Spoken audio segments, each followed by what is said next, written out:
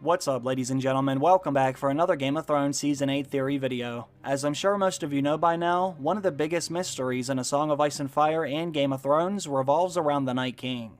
We were introduced to the leader of the White Walkers back in the 4th season of the show, yet we still don't know very much about this character.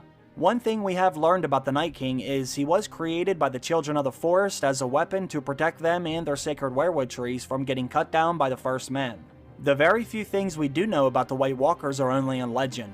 We have been told that they came for the first time during a generational-long winter known as the Long Night. During this time, the White Walkers started to invade Westeros, and according to Old Nan, the White Walkers were on the verge of wiping out the entire continent. That was until a legendary figure known as the Last Hero found the Children of the Forest. Together, they were able to somehow stop the White Walkers from advancing any further south. Not only that, but the White Walkers actually fled back into the icy north, and we don't know exactly what happened. The truth about how they were able to get the fighting to stop is still unknown to this day. I have always assumed that the Last Hero had to have came to some kind of an agreement with the White Walkers. He had to have offered them something they could not refuse, or else why would they even accept his offering, because based on all accounts, the White Walkers were winning the battle up until that point. All we do know is that the White Walkers were not seen again for thousands of years. Roughly 8,000 years had passed without a single White Walker sighting. They had disappeared for so long that most of our current characters weren't even sure if they were real in the first place. Is it Trace or the White Walkers? The White Walkers have been gone for thousands of years. So he was lying.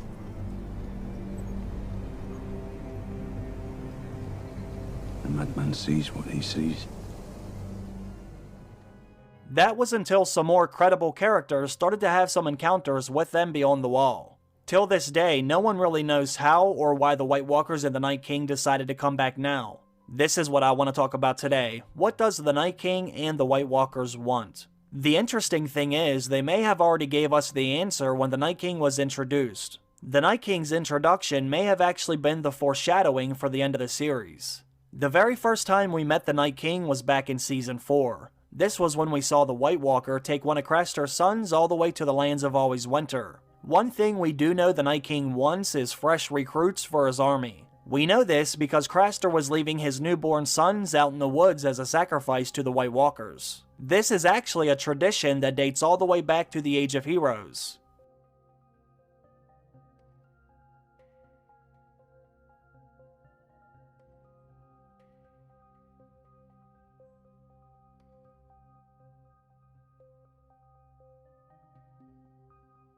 When Old Nan tells us the story about the Night's King, who was the 13th Lord Commander at the Night's Watch, we learn that the Night's King and the Night's Queen were also sacrificing their own babies to the White Walkers. Now this is interesting for a few different reasons. This actually lets us know that the White Walkers are willing to negotiate as long as you give them something in return.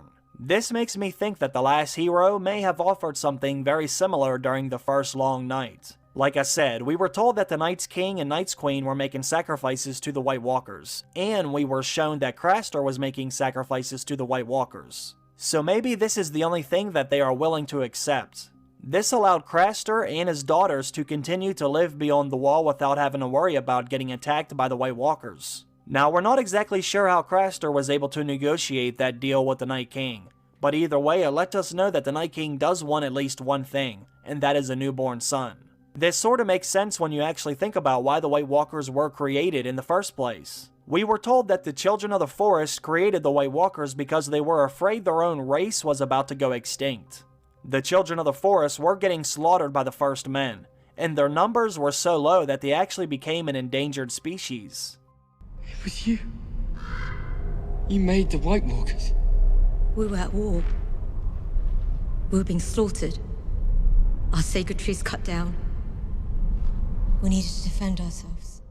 So in order to save themselves, they created a weapon that they thought could wipe out the entire human race. The Night King most likely wants what everyone else wants. Just like with the humans and the children, the Night King is trying to keep his own race alive for as long as possible. Think about it like this. The Night King and the White Walkers did not start attacking in force until they were no longer getting Craster's sons. Up until then, they were basically just killing trespassers. All of this led me to thinking about the prince who was promised prophecy.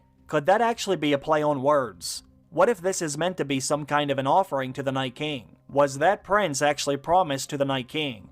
Maybe this is why the Night King has become so active as of lately. He might be coming south to get what he thinks is rightfully his. You see, Craster's sons were good enough for the Night King to create new White Walkers, but the Night King might need a specific baby from a specific bloodline in order to replace himself. After all, one major part of this story has always been who is the rightful heir to the Iron Throne. Maybe the Night King needs an heir of his own who will take over for him one day. Many fans already believe that the Night King cannot be defeated. Well, the Night King may be coming to find his replacement. As we have seen in some of the previous seasons, the Night King has had several opportunities to kill Jon Snow, and even Daenerys Targaryen as of last season, but for some reason he decided to wait. Why would the Night King continue to allow Jon Snow to live if he saw him as such a big threat? Well, maybe the Night King knows something that we don't. We know that the Night King has access to the Weirwood Net because we have seen him take control over Bran Stark's visions back in Season 6. This also makes sense because the Night King would have that ability since he was created by the Children of the Forest. When they created the Night King as their weapon, they most likely transferred most of their powers to him. That would mean that the Night King may have the ability to see events long before they even happen.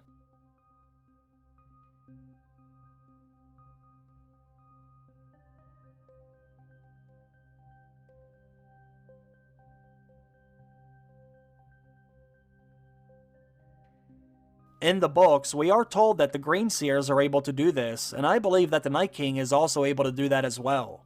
This leads to another big question about the mystery of the Night King, and that is why did he come back now? Some people say it has to do with the birth of the dragons, while others say it had to do with the birth of Jon Snow or even Daenerys Targaryen.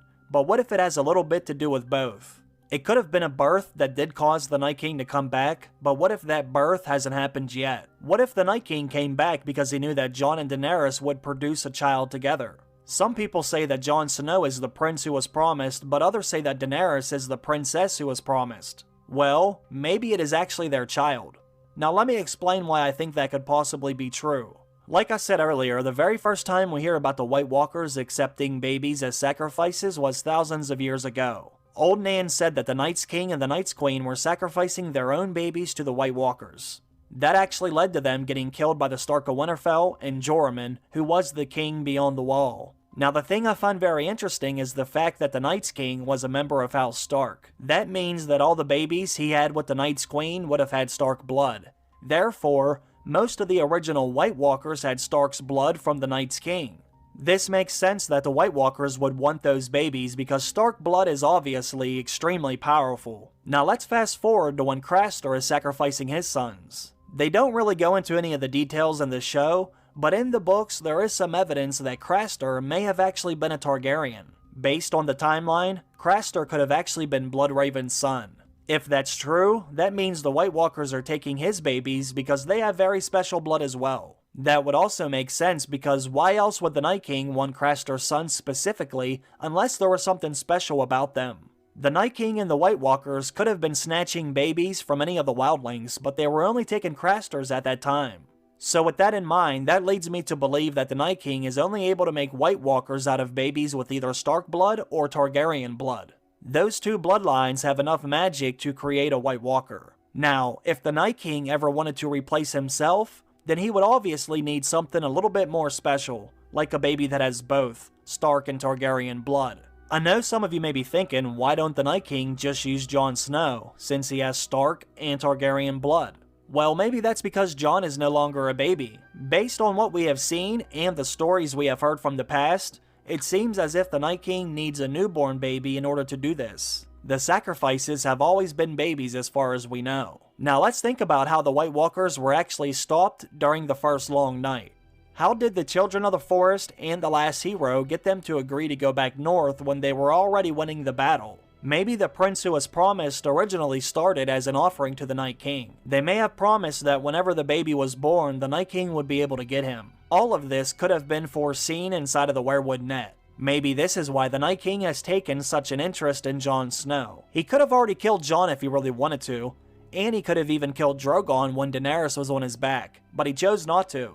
Was the Night King just waiting long enough for Jon and Daenerys to produce a child of ice and fire?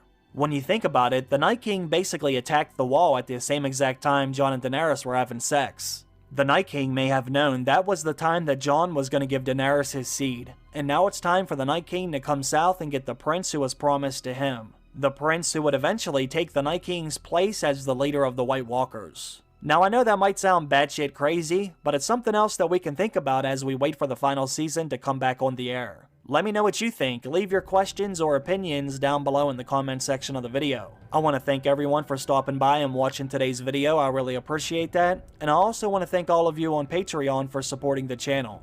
Have a great day. I'll see you soon. Bye.